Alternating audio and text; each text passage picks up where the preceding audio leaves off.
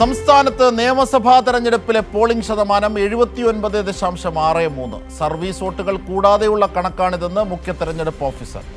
Postal വോട്ടുകൾ ചെയ്യാൻ സാധിക്കാത്തതിൽ ആർക്കെങ്കിലും പരാതി ഉണ്ടെങ്കിൽ നിയമപരമായി മുന്നോട്ട് പോകാമെന്നും മുഖ്യ തെരഞ്ഞെടുപ്പ് ഓഫീസർ രത്തൻ യു ഖേൽക്കർ.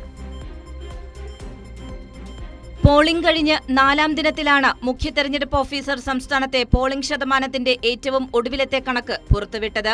എന്നാൽ കണക്ക് പ്രസിദ്ധീകരിക്കുന്നതിൽ കാലതാമസം ഉണ്ടായിട്ടില്ല എന്നാണ് മുഖ്യ തെരഞ്ഞെടുപ്പ് ഓഫീസർ രത്തൻ യു ഖേൽക്കർ വ്യക്തമാക്കിയത്.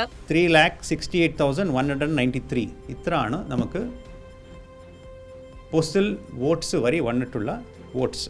ഇത് ഏകദേശം നമ്മുടെ മൊത്തം ഇലക്ട്രേറ്റിലെ കണക്കെടുക്കുമ്പോൾ നമ്മുടെ ഇലക്ട്രേറ്റ് എന്ന് പറയുന്നത് 2,71,42,952 അത് എടുക്കുമ്പോൾ ഏകദേശം 1.36% വരും. സോ നമ്മുടെ നിലവിൽ ഉണ്ടായിരുന്നത് 78.27 പ്ലസ് 1.36%. പ്രൊവിഷണലായിട്ട് നമ്മൾ പറയാൻ ആഗ്രഹിക്കുന്നു, കാരണം ഇന്ന് സർവീസ് വോട്ടേഴ്സിൻ്റെ കണക്ക് നമുക്കിന്ന് വരാനുണ്ട്.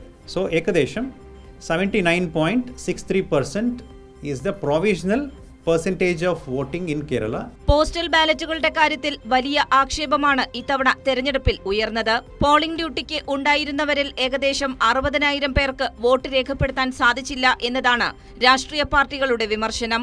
അവർക്ക് വോട്ട് ചെയ്യാൻ ബദൽ ക്രമീകരണം ഒരുക്കുന്നതിന് പകരം നിയമപരമായി മുന്നോട്ടു പോകൂ എന്നതാണ് മുഖ്യ തെരഞ്ഞെടുപ്പ് ഓഫീസറുടെ മറുപടി. ഇപ്പോൾ താങ്കൾ പറയുന്ന മാതിരി ആരെങ്കിലും അങ്ങനെ ഉണ്ടെങ്കിൽ they have to take the legal recourse. Postal ballots handle ചെയ്യുന്നതെല്ലാം റിട്ടേണിംഗ് ഓഫീസേഴ്സാണ്. അങ്ങനെ അവർക്ക് ഏതെങ്കിലും വിധത്തിലുള്ള ഒരു ബുദ്ധിമുട്ട് വന്നിട്ടുണ്ടെങ്കിൽ അവർ ലീഗലായിട്ട് റിട്ടേണിംഗ് ഓഫീസറുടെ മുൻപാകെ പോകണം, ഇല്ലെങ്കിൽ ലീഗൽ ആക്ഷൻ അവർക്ക് എടുക്കാൻ പറ്റത്തുള്ളൂ. നമ്മളെ സംബന്ധിച്ചിടത്തോളം നമ്മളെല്ലാവർക്കും കൃത്യമായിട്ട് ഇൻസ്ട്രക്ഷൻസ് കൊടുത്തിട്ടുണ്ടായിരുന്നു. തെരഞ്ഞെടുപ്പിൽ എത്ര വോളണ്ടിയർമാർ ഉണ്ടായിരുന്നു എന്നത് സംബന്ധിച്ചും മുഖ്യ തെരഞ്ഞെടുപ്പ് ഓഫീസറുടെ പക്കൽ കൃത്യമായ മറുപടിയില്ല. കേരളത്തിലെ അന്തിമ പോളിംഗ് ശതമാനം അറിയണമെങ്കിൽ വോട്ടെണ്ണൽ കഴിഞ്ഞ് 2 ദിവസത്തിനു ശേഷം കേന്ദ്ര തെരഞ്ഞെടുപ്പ് കമ്മീഷന്റെ ഇൻഡെക്സ് കാർഡിലൂടെ മാത്രമേ സാധിക്കൂ എന്നതാണ് നിലവിലെ വസ്തുത. കൈരളി ന്യൂസ്, തിരുവനന്തപുരം.